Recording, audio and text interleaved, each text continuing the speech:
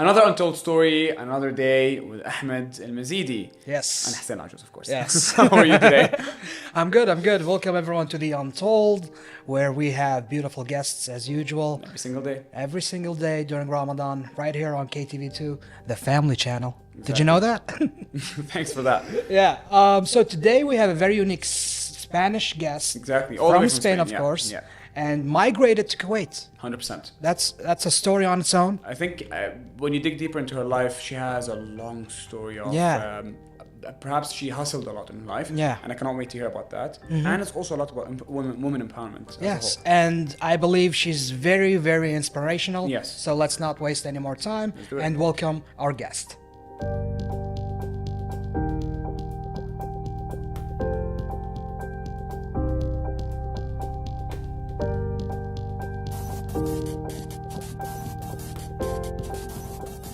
We're back from the break and finally we can welcome our special guest today. Let's just say start with Hola, ¿cómo estás? Hola, ¿cómo estás? Hola, ¿cómo estás? مساء الخير. مساء النور. I like that. I like right that. back, you know? There you go. So we have Mercedes. Mercedes, can you just take me and Ahmed through a journey of your life? Yeah. How about that? Short story long. Or long story short.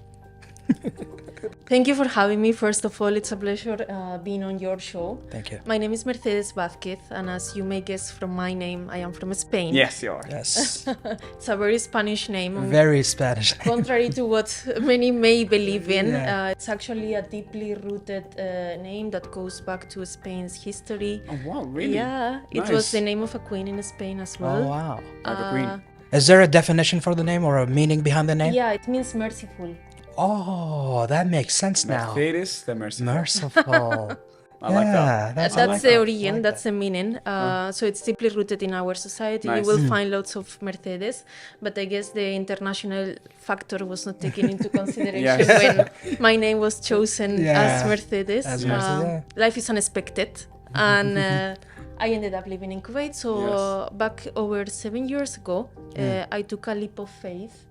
And I left the comfort zone of my nation, Spain, and I moved to Kuwait. I have always been very passionate on the intersection of business and technology. That's what I have fostered. Okay. And I have always been very much driven by innovation and curiosity. And so that sort of curiosity has enabled me to build bridges between continents. Nice. I have always been very active on LinkedIn, which is a platform that I Yes. use quite a lot. And through that platform, one day back in 2015, I got a job offer. In where job offer, where exactly? The job It offer? was in the commerce space back in 2015 in Kuwait. Okay. Because my journey in Spain had started in e-commerce in 2013. So back in 2015, the commerce market in the GCC, not even Kuwait, was not as grown as it is today, which is pretty much of an utility, let's say, rather than a commodity.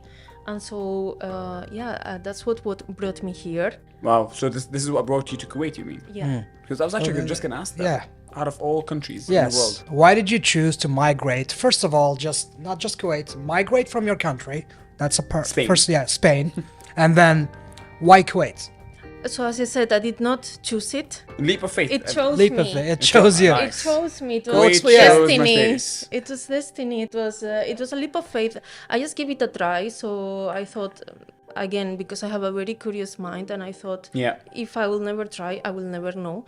And I also believe that opportunities Yeah. come to pass, not to pause. Nice. And nice. so that leap of faith has taken me here. No, I love with that. you It's guys. you have a very inspirational side, I Yeah. think, and there's so much that you put on the table that I want to ask. There's so many questions.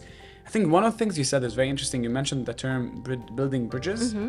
Can you elaborate on that? What do you mean by building bridges? Seems like you have a passion for that. Yeah. So again, because I'm driven by curiosity and I love interacting with different sort of nations, perspectives, cultures, everything. I think that's what makes us grow. That's what makes us learn, and that's how we can therefore evolve. And so I believe in service. I'm driven by two P's, so passion and purpose. And I believe in putting my passion and purpose in the service of the greater common good. I believe believe that one does not have to be a government official or a foreign service official in order to exercise that service. And so I have always built bridges, first of all, in the sense of business, as strategic partnerships with businesses in different locations, from North America to South America to Europe to within the GCC all the way to Kuwait.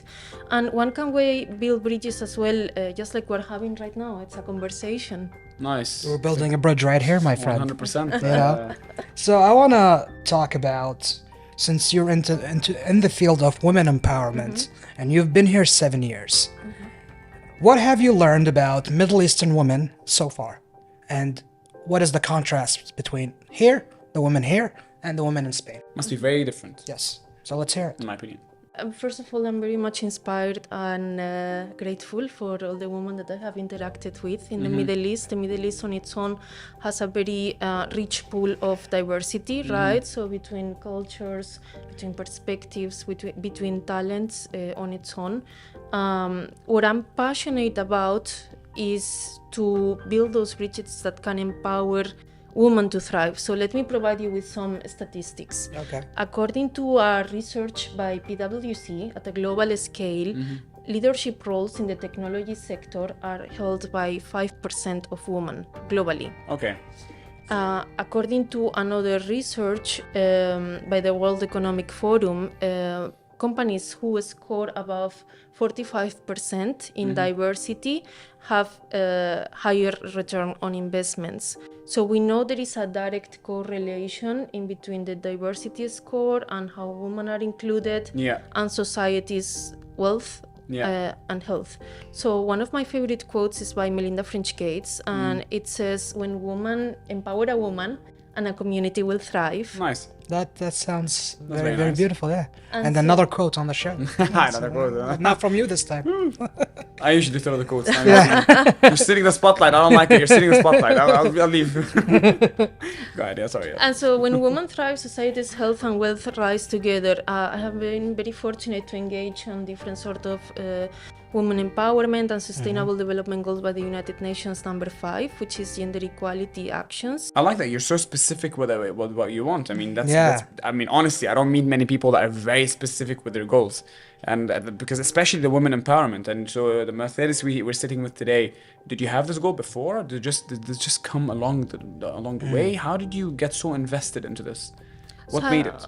I believe it's a journey. I don't think any sort of path is fixed, and I don't think it's, at least in my own personal perspective, it's supposed to be static throughout life. Adapting to change, rather. Yes. Yeah. So I had realized that I have two different dialogues, which have made me found my voice, perhaps, right? So as an European woman who is exposed to a culture where perhaps we don't have as much representation of women from Europe, right? So that has made me develop two different dialogues and find my voice into that, and therefore purpose. So in terms of specific actions of women empowerment, I would like to share with you 3 things that we have been engaging on. Feel free. The first one is education. So I'm a firm believer on the power of education to reimagine the future, and I have been very fortunate to engage here in Kuwait in local schools and universities to empower the youth through education and to also share experiences and perspectives. Number 2, it will be mentorship and capacity building. And I have done lots of mentoring to women in technology in particular, worldwide, not only in Kuwait. And number 3, it will be a platform of scale. So I had created my own podcast. Yes, what is it called? Tapping into the Untapped. Yes, that. Tapping into the Untapped. That's very What similar is that? to Untold, by the way. True. So what is that? Tell us about it. So I had created it in 2021, and it was born out of my desire to inspire, help, and empower communities to thrive. Overall, or are we talking about women empowerment specifically? To increase diversity rates and women's representations in fields where women remain underrepresented globally. Okay. So, for instance, I interview diverse leaders all over the world, all the way from the US, Mexico, Ireland, Spain, UAE, of course, Kuwait, in very diverse fields, all the way from foreign service, cybersecurity, tech, government. Nice. NGOs, energy. So you've actually reached out to these people to kind of like tell them, come share your story with me on my podcast, so that we can perhaps come, put all the women empowerment together, empower women a bit more across the world. Exactly. That's lovely. And how's it going? So it has been heard in 13 countries so far. And it's a platform of scale that enables us to become a voice of hope and to engage in a global conversation. And I'm sure you're seeing results. Yes. That's great. Honestly, good to hear. I think always good to see someone doing something for a good cause. I think we're seeing this a lot on this podcast. Yeah, that's the beauty of it, my friend. I guess. Again, as we always say, like the more you give, the more you take. And I'm sure there's a lot you're taking in return. So, doing all of this means you have a driving force behind you.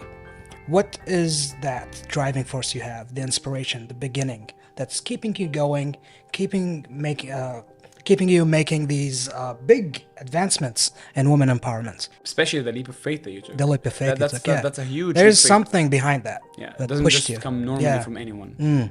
So what is it? Good. Fair. Yeah, so again, it's two pieces. It's passion and purpose. I have always been quite relentless. I have developed resilience along the way. And I believe it's a navigation through point to point. And you learn to navigate as a sailor. Sometimes through waves, sometimes through calm waters. That's what fosters resilience and the ability to also learn along the way. So I'm a learner by nature. Last year I had studied over 40 courses and certifications. Oh my God, when do you have the time to do that? Yes. Is this during COVID or outside COVID? No, only last year. So outside COVID? Yeah. So you've, I mean, wow. I think, you know what, I can't wait, because now obviously after this segment we're going to talk more about your trip to Saudi and whatnot and what you achieved over there. But I can see someone that's you're such a learner and you're an adventurer and you're a risk taker. And was this like the little Mercedes kid back when you were a child, or did this just come when you grew up, or is it coincidence, or is it the leap of faith? What is it like? What's your secret?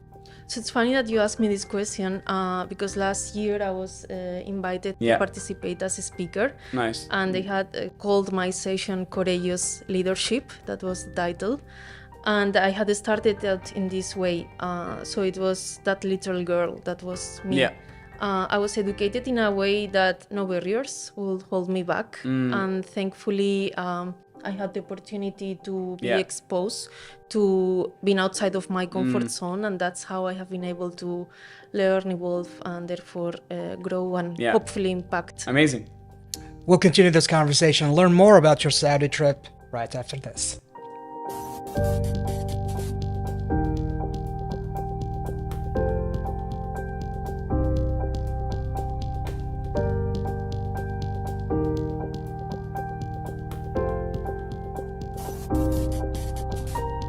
We're back from the break and we can finally dig deeper into the topic we just ended with. Yes. So we want to know more about the trip to Saudi Arabia. The 2022 initiative. Tell us. That was a big thing. Take Absolutely. us to the journey. Thank you. So last year I had the honor of being chosen by the Kingdom to participate in the Global Women in Leadership program. Okay. That it's done in partnership with Georgetown University in the United States. So the program was born during Saudi's presidency of the G20 for the G20, and it has an acceptance rate of 2.5%. Wow. So that's an achievement. That's a big achievement. Okay, fair. So what did you do? What was it? So I had the pleasure of representing my nation, Spain, Nice. and I was the only participant based in Kuwait in last year's edition.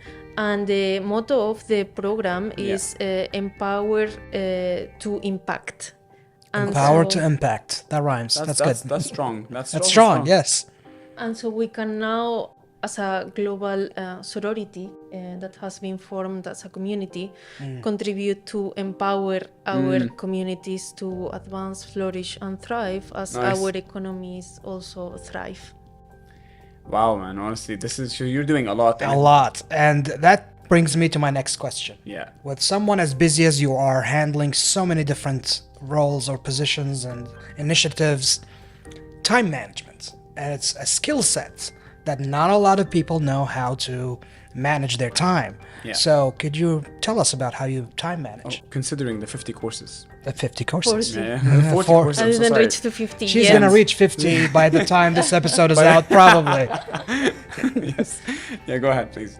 Yeah, so I don't think there is a perfect formula, and I don't think I am an example, but I have always been a multitasker Yeah. by nature. So, for instance, since a very early age, I had developed the ability to multitask between different sort of actions. While I was in Spain and I was doing my master's at night, I was working in the morning.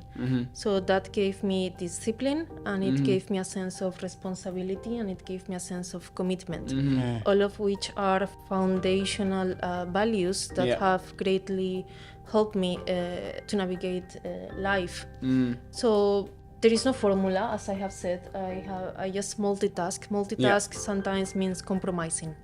Nice. I think it's a build-up of events that happens in your life that built a character out of you.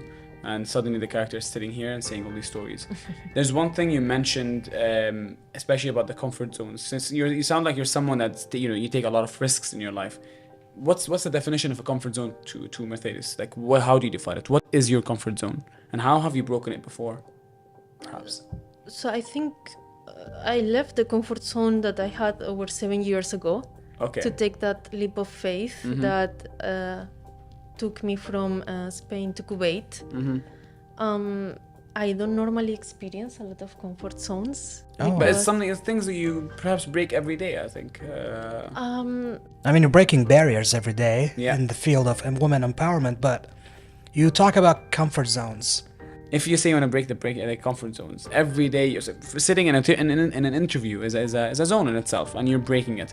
So there must be, Mercedes must have that deeply engraved belief that started 7 years ago. So that's why I'm trying to ask that. What's the definition to Mercedes, what the comfort zone is? And stepping out of it. So I believe that we can't find responses to today's challenges by doing yesterday's methodologies. Nice. That's my motto. Honestly, I love it. That's She's beautiful. got better quotes than I do. And I don't like that. No. Well done, honestly. I You like should that. get your Well quotes done. from Well her for done. future Well done, episodes. Mercedes. I'm personally learning a lot from you, I'll be honest. Thank you so much. That's I have to say that. My honor. Yeah. So my next question brings me to, what is your definition of multitasking, and how does someone learn about that skill? How do I become a multitasker? You know? By doing different things simultaneously. Simultaneously, yeah. Again, because that all brings discipline, it brings commitment, it brings a sense of action. So, of course, we all have different purposes in life, right? Perhaps the journey starts inside out. How do you figure out what's your purpose? And so I had like to share with you how did I enter that journey. There is a framework, which is a canvas. It's a Japanese concept. Okay. What is it called? It's What is the called Japanese concept? Ikigai. Yeah, okay. You know that? Yeah, I know that one. What is that? It's basically finding your soul why and finding your core purpose in life. Right? Interesting. Yeah. Right? I knew it. Yes, I got one. All right, continue, please. I won't. So- Spotlight is yours, not mine. So that's a great canvas to start to map everything out and sort of build a puzzle. I love puzzles because Nice. I believe industries are nowadays becoming interconnected. So you can't consider banking, finance without taking a look at ESG, environmental, social governance. You can't have a look at business without having cybersecurity into place. And so everything forms a puzzle. Moving on, can you actually build on the concept of Ikigai? Were you always that someone because when you were born, I think, is there like an idol or role model? For example, if you ask me, I would say always like my dad as a person has always inspired something to me find my why. What is yours? Like, how did Mercedes find her why? Like, because you seem like you're someone very committed to your goal and your purpose. But how did that purpose be built around women empowerment? And how were you so affirmed and so confident that this is what you want? Is it someone that you have in your life that passed it on to you? Or was it, again, back to the leap of faith that happened 7 years ago? Yeah, so back 7 years ago, perhaps my purpose wasn't as it is right now. Yeah. And I don't think it should be the same next year. Oh. So it's always at a change. This is why we ask about the comfort Yes. zone. So the comfort zone that you So had you last like to year challenge yourself in this scenario, So I right? believe in evaluating, assessing Yeah. what's working, what's not working, what is the environment at a global and a local landscape. Yeah. And then taking actions out of that, because everything is changing so fast. The world has gone through major disruptions Yeah. over the last 3 years that have changed the way we communicate, the way we Okay. interact, the way we do business, the way that everything works basically. And so, you're adapting with it. yeah. That's the beauty of it. I think the beauty of it that you started somewhere and you're someone that's extremely adaptable, to be honest. And I can see that. And it's very insightful to everyone. But I have to say I have been very fortunate. I have had great mentors in life. Yeah. So I have great mentors, and I also like to give back and do mentoring. Of course. And that helps because the more I gather diverse perspectives, the more I can learn. Yeah. So to me, that's very important to develop a holistic approach to the ecosystem as an overall. And those mentors, are they family members? A lot of people would have family members and mentors, or are they're kind of like the big celebrities, big certain women in society that were mentors? Yeah, so women in society, locally and in different locations of the world. Nice, okay. Related to technology, business, and different industries, because I believe, once again, in interacting with different industries that may not be necessarily linked to what we do, Yes. to expand our horizons. And that's how we learn, I think, best. Yeah. I think I want to go back to empowerment as a concept. What is it? What does it mean to empower? Because that's the focus of your podcast, and I'm sure when you listen to all the episodes, there's always a current theme that's rolling, right? How would you define it? So empowerment, according to my personal view or perspective, it may mean something else to someone else, right? Yeah, I would like to hear your take. Yeah, empowerment to me can be the key to start thriving, and you empower for good. It comes also with a great sense of responsibility from a moral and ethical standpoint. When it comes to the podcast, yes, the underlying element may be empowering and increasing representation, but also the fact that our story is our legacy. And our story can change lives, and sometimes we don't realize the power of our own story. So therefore, I gather diverse leaders worldwide where they share their story to enable to action. So we enable to action for good to actually make a through move. a story. Yeah. Nice, I love that, and I think this is where we share similarities. All of us three on this table, like we have the Untold stories, or your podcast is always sharing stories because every story matters. True. Because every story can change someone else's life. True. I think to kind of like, since we're reaching almost the end of the segment, to kind of like make it on a softer end. Mercedes being in Kuwait, how are you finding the experience being in Kuwait? Moving all the way from Spain to Kuwait, the similarities, the differences, and how? Because obviously you're someone very adaptable. So how are you finding it? I love Kuwait. I'm very grateful to Kuwait. Nice. And it's been 7 years now. It's been 7 years. So that's also You're one of us now. Yes, sort of. I can understand a little bit also of Arabic. Kuwaiti accent That's and different nice. accents. Different accents. That's good. But you know what I love the most is that everyone has so much appreciation, respect, and love for Spain. So we have over 800 years of shared history in the south of Spain that used to be Al-Andalus. And we appreciate, we respect, and we care for that heritage that prevails, and that very much forms a foundation, right, in the way that we integrate our values, the way we communicate. So words sometimes have the same root in Spanish as Arabic. Nice. Like, for example, camis, we say camisa. Yeah. Really? Yeah. Yeah. They're I actually very didn't know similar. that. Yeah. That's very, very beautiful. Food, so you have machbush, we have paella.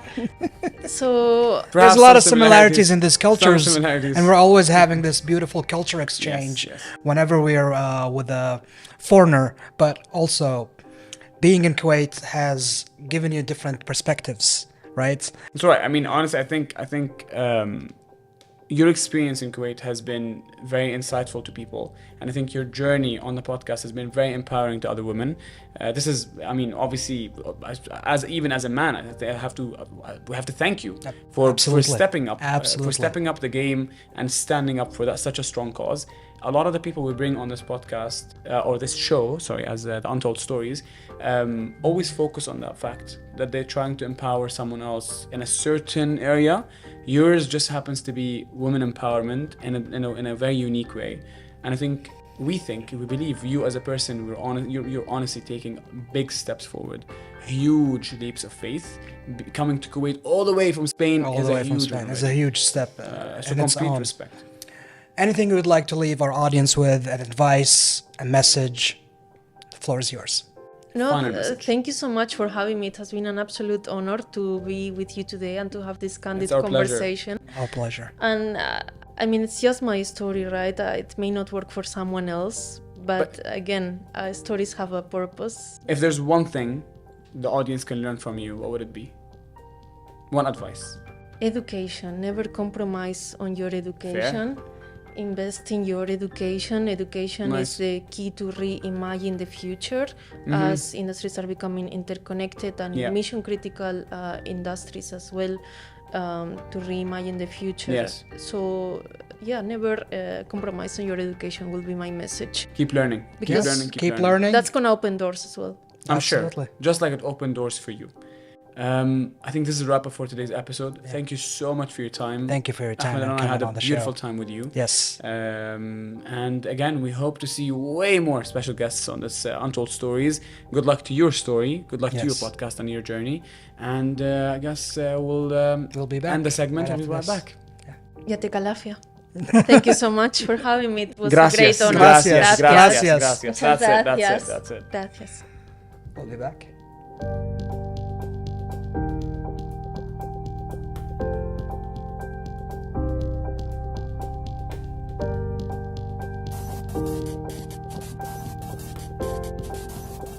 And we're back. We're wrapping up the show. What a beautiful conversation we had with Mercedes, right? It is. I love the comfort zone, not just the comfort zone, how she breaks the comfort zone. Right. And she broke it 7 years ago coming to Kuwait, and now she just keeps doing it She's every single continuously day. breaking barriers 100%. for women, empowering women, inspiring young 100%. women, and she's doing something very, very, very beautiful. 100%. Yeah, absolutely. She's doing something very selfless. Again, as I keep saying, that this is a common theme we see on this show. And I love that. Yeah. It's just the people watching. I mean, don't get demotivated by the 40 courses in 1 year. Get inspired by the fact that she did 40 courses, 100%. Multi-talented, and she's a multitasker, honestly. And join us every day with brand new guests right here on The Untold. I'm Ahmed Mazidi. I almost said your name. And you're Hussein Lachas. We'll slip one day. We'll see you tomorrow.